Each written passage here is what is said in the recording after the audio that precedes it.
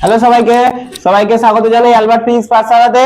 তো আজকের একটা খুবই গুরুত্বপূর্ণ টপিক যেটা পড়াবো সেটা হচ্ছে অবস্থান ভেক্টর বা পজিশন ভেক্টর। ঠিক আছে, যেটা না জানলে তুমি তুমি এখন যেখানে বসে ভিডিওটা দেখছো তোমার পজিশন তুমি জানতে পারবে না, কোথায় তোমার পজিশন, কোথায় তোমার অবস্থান, কিভাবে তুমি তোমার পজিশনকে ভেক্টর দ্বারা রিপ্রেজেন্ট করবে। তো চলো আজকে অবস্থান ভেক্টর শুরু করা যায়।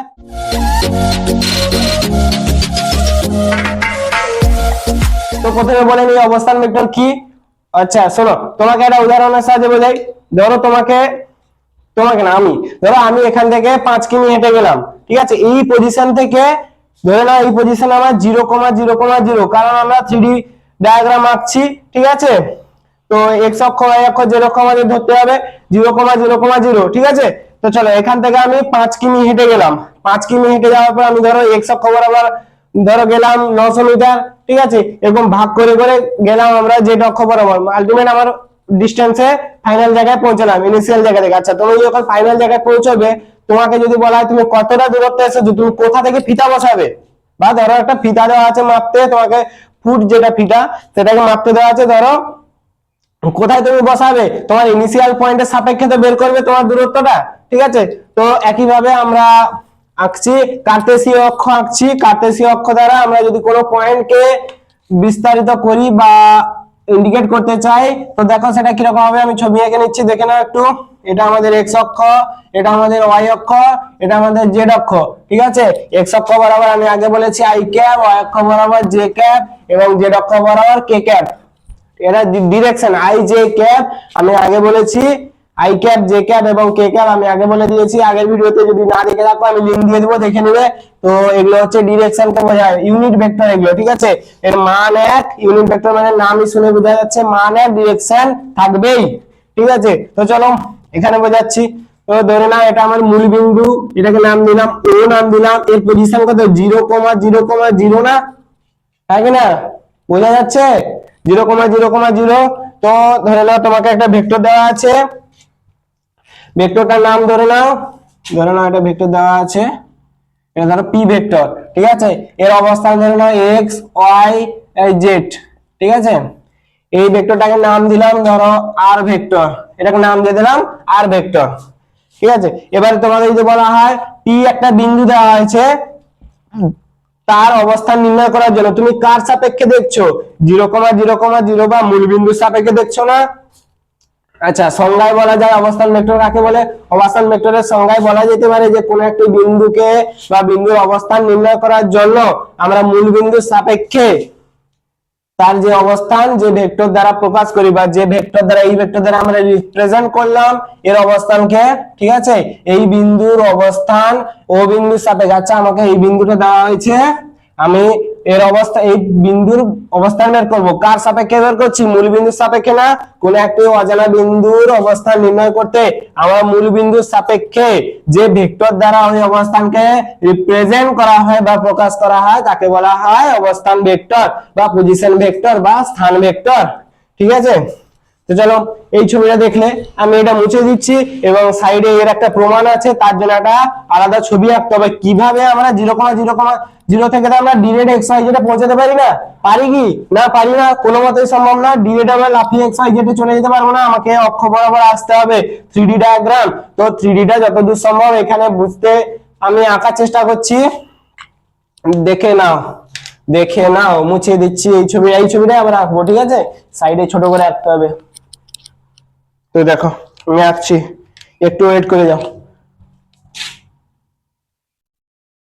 এটা আমার কি ছিল, ওয়াই, এটা আমার ছিল জেড, এটা আমার ছিল এক্স, আই ক্যাপ, এটা আমার জে ক্যাপ এবং কে ক্যাপ। ঠিক আছে,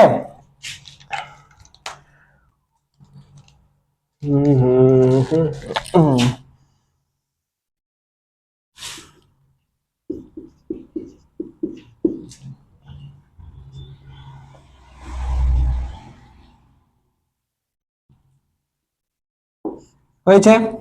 এবারে দেখো এবারে কি করতে হবে আমাকে, আমি তো ডিরেক্ট 0 থেকে এক্স ওয়াই যেটা পৌঁছতে পারি না, আমাকে অক্ষ ঘুরে ঘুরে যেতে হবে। তো প্রথমে আমি এক্স অক্ষ বরাবর আসলাম, দেখো আমি আসছি এক্স অক্ষ বরাবর, ধরো আমি এত দূরে এলাম এক্স অক্ষ বরাবর। তারপর কোন দিকে যাবো, ওয়াই অক্ষ বরাবর না, ওয়াই অক্ষ বরাবর। তো y অক্ষ বরাবর, ঠিক আছে y অক্ষ বরাবর গেলাম, দেখে নাও y অক্ষ বরাবর গেলাম।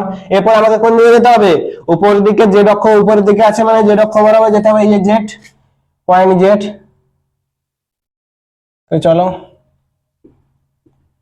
আমি z অক্ষ বরাবর এলাম না, এই তো আমার xy z, x অক্ষ, আচ্ছা xy z এ তোমাকে মান দেওয়া থাকবে 2, 3, 4 দেওয়া থাকতে পারে, বা যে কোনো মান দেওয়া থাকতে পারে, ভ্যালু দেওয়া থাকতে পারে, ঠিক আছে। তো আমি এখানে xy z ধরে নিয়েছি, জাস্ট করার জন্য xy z ধরতে, তুমি এখানে p q r ধরতে পারো, যাই খুশি ধরতে পারো। তো xy z মানে কি বোঝাচ্ছে, যে মূলবিন্দু থেকে x অক্ষ বরাবর, কোন অক্ষ বরাবর, x অক্ষ বরাবর x ঘর, যদি তুমি p ধরতে p ঘর, ঠিক আছে, x অক্ষ বরাবর p ঘর। আবার দেখো এখানে আমি xy z ধরেছি, তারপরে y অক্ষ বরাবর, এটাও তো y অক্ষ, যেহেতু এটা সমান্তরাল তাহলে এটাও যদি y হয় এটাও y হবে, ঠিক আছে।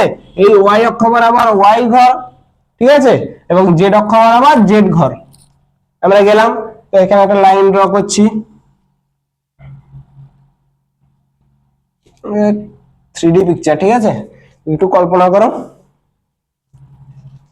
আমরা x অক্ষ বরাবর এসেছি এদিকে, y অক্ষ বরাবর এদিকে গেছি এবং z অক্ষ বরাবর এদিকে গেছি, ডিরেকশনটা দেখিয়ে দিলাম, হলো হলো তো।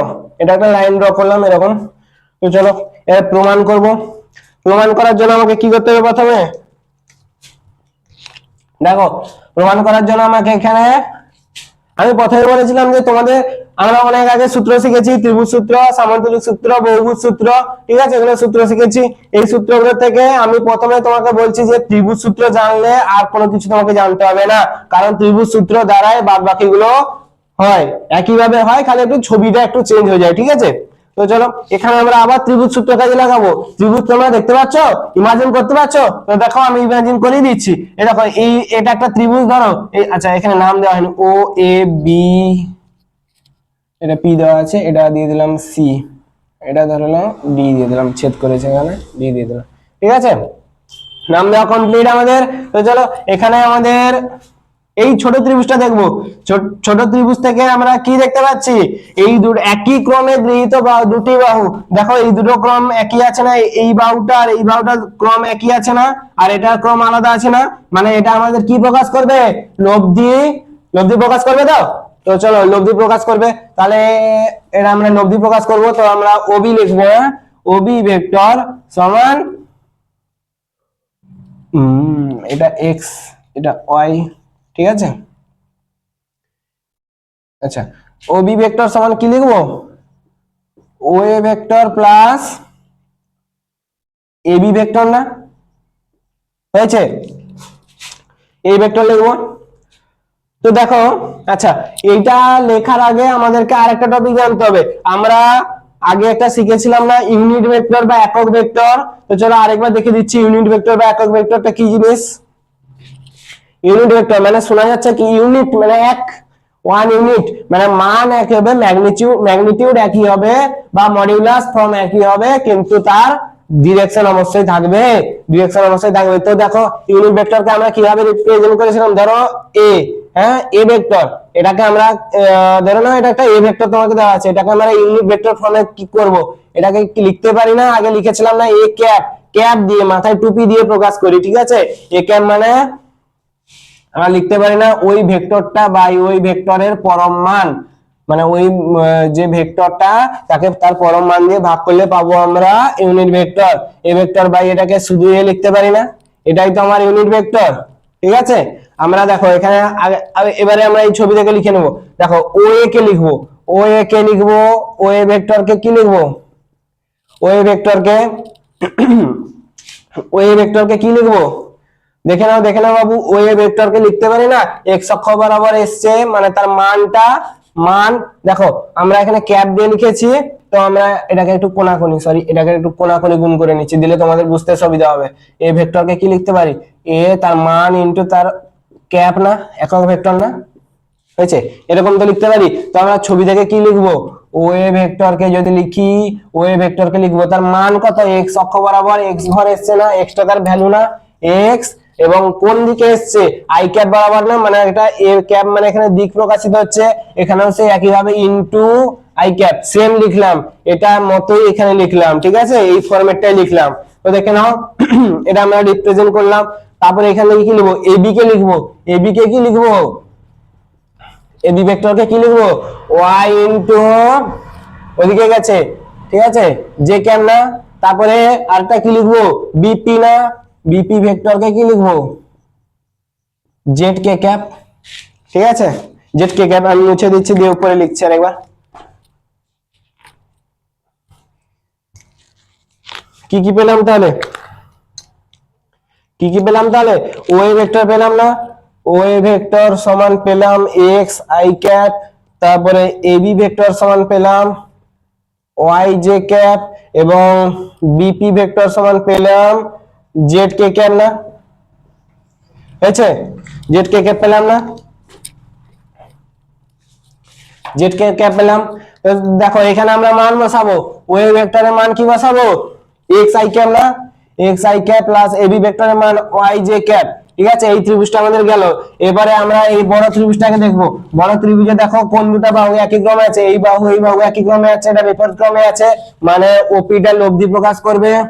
ওপি ভেক্টর সমান কি লিখতে পারি, O B vector plus B P vector না, তাহলে লিখতে পারি কি আর ভেক্টর সমান X I cap plus Y J cap plus B P সমান এখানে লিখেছিলেন জেড কে ক্যাপ। এই তো আমরা আর ভেক্টরকে এইভাবে রিপ্রেজেন্ট করতে পারবো, তার মান ইনটু দিক, মানে এক্স অক্ষ বরাবর এক্স ঘর গেছে, শোনো আই ক্যাপ মানে তোমরা কি বুঝতে পারছো, এক্স অক্ষ বরাবর এসছে ক ঘর, এক্স ঘর না, তারপরে এখানে জে ক্যাপ বরাবর মানে ওয়াই অক্ষ বরাবর গেছে ক ঘর, ওয়াই ঘর, তারপরে কে ক্যাপ মানে জেড অক্ষ বরাবর গেছে ক ঘর, জেড ঘর না। এই তো দেখো এভাবে একটা ভেক্টরকে আমরা রিপ্রেজেন্ট করতে পারবো আই ক্যাপ জে ক্যাপ এবং কে ক্যাপ দিয়ে। দেখে নাও, হলে বলবে, হ্যাঁ হয়েছে, মুছে দিচ্ছি, মুছে দিচ্ছি। এরপরে এটা তো আমরা বেরোলে ভেক্টর দ্বারা রিপ্রেজেন্ট করলাম, ঠিক আছে, কিভাবে একটা ভেক্টরকে মানে বিন্দু ভেক্টরকে এবং বিন্দুকে আমরা তার অবস্থান ভেক্টর দ্বারা কিভাবে রিপ্রেজেন্ট করব সেটা তো আমরা দেখলাম। এরপর দেখবো ওই ভেক্টরটা পার্টিকুলার যদি তোমাকে মান বের করতে বলে, শুধু ম্যাগনিটিউড বের করতে বলে বা মডিউলাস ফর্ম বের করতে বলে, তখন তুমি কি করবে দেখে নাও, তারও প্রমাণ আছে তারও প্রমাণ আছে। তো চলো আমরা জানি যে এক্স অক্ষ ওয়াই অক্ষ এবং জেড অক্ষ বরাবর তিনটা যে অক্ষ পরস্পর তো লম্ব, পরস্পরের মধ্যে 90 ডিগ্রি কোণ, ঠিক আছে। এবারে আমরা দেখবো এই ছোট ত্রিভুজের মধ্যে দেখবো, ঠিক আছে, ছোট ত্রিভুজের মধ্যে কি দেখবো, ছোট ত্রিভুজের মধ্যে দেখবো এটা আমার অতিভুজ প্রকাশ করছে, লিখে নিচ্ছি ত্রিভুজ ও এ বি থেকে পাই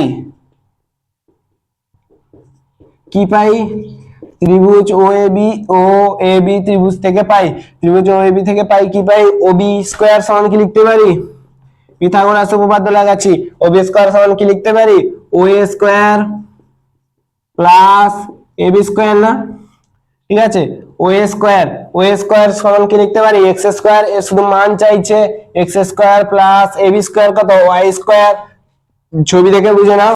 এবং এর হয়ে গেল ত্রিভুজ। এবারে এই ত্রিভুজ বড় ত্রিভুজ থেকে দেখবো, ও ত্রিভুজ ও বিপি থেকে পাই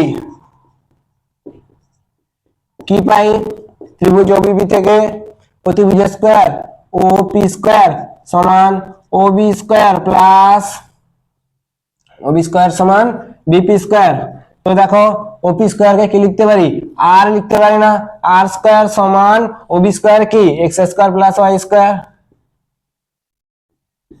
বিপি স্কয়ার কত, বিপির মান কত জেড, ফাইনালি কি লিখতে পারি, আর সমান root over X square plus Y square plus Z square না, এটা তার ভ্যালু পরম মান, ঠিক আছে, পরম মান বেরালো। এর আগে আমাদের কি বেরিয়েছিল, আর ভেক্টর বেরিয়েছিল না, x I cap plus Y J cap plus Z K cap, ঠিক আছে, মুছে দিচ্ছি, এখন কি বেরালো, আর বেরালো x square plus Y square plus Z square, ঠিক লিখেছিলাম তো, ঠিক লিখলাম তো? ঠিক লিখেছি? ঠিকই লিখেছি। তো দেখো এই দুটো আমার মান এক্ষুনি বেরালো, ঠিক আছে? প্রথম প্রমাণে এইটা, দ্বিতীয় প্রমাণে এইটা, ঠিক আছে? তো চলো, আচ্ছা তোমাদেরকে একটু আগে আমি ইউনিট ভেক্টরের ধারণা দিলাম, আর ধারণা আগেই দিয়েছি, আবার একবার রিপিট করলাম, আবারও বলছি। দেখো ইউনিট ভেক্টরকে আমরা কিভাবে প্রেজেন্ট করতাম, এক্ষুনি যেটা করলাম, এ ক্যাপ সমান এ ভেক্টর ওই ভেক্টর বাই ওই ভেক্টরের পরম মান না, এটাকে আলটিমেট কি লেখা যায়, এ ভেক্টর বাই এ না, ঠিক আছে? আচ্ছা এই দেখো এই ফর্মটা দেখে মানে এই দুটো থেকে এই ফর্মে আমরা লিখতে পারবো, মানে ডিরেকশনটা বোঝানোর জন্য আমরা এই দুটো থেকে এই ফর্মটা লিখতে পারবো, হ্যাঁ কি না? আমরা দেখো এখানে লাগছে যে ভেক্টরে আমরা ইউনিট ভেক্টর বের করব বা ডিরেকশন বের করব, ওই ভেক্টরটা লাগছে, আমাদের কাছে ওই ভেক্টরটা প্রেজেন্ট আছে, ইয়েস অর নো? ইয়েস। আমাদের কাছে ওই ভেক্টরের পরম মানটাও প্রেজেন্ট আছে, ইয়েস অর নো? ইয়েস। ঠিক আছে, চলো এই ফর্মে আমরা লিখবো আর ক্যাপ, ফাইনালি লিখছি দেখো আর ক্যাপ, ঠিক আছে? ফাইনালি লিখছি দেখো আর ক্যাপ সমান X I cap plus Y J cap plus Z K cap by তার পরম মান না, তার পরম মান মানে আর দিয়ে ভাগ করবো না, root over X square plus Y square plus Z square. হলো? হয়েছে? খুব সহজ ভাবে হলো। এই তো হলো আমার ফর্মুলা। হয়েছে বাবু? তো এটাকে আমরা এক্ষুনি লিখছি, দেখো মুছে দিলাম।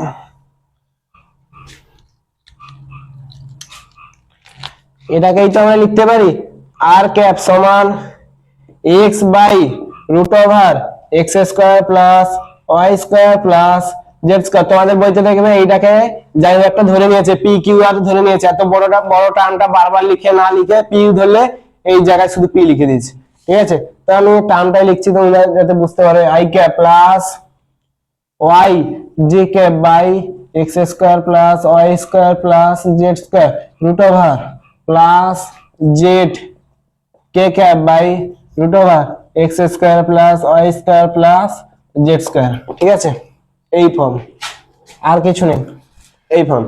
ঠিক আছে, বুঝতে পারলে কিভাবে আমরা ইউনিট ভেক্টরের সাহায্যে একটা পজিশন ভেক্টরকে প্রকাশ করলাম?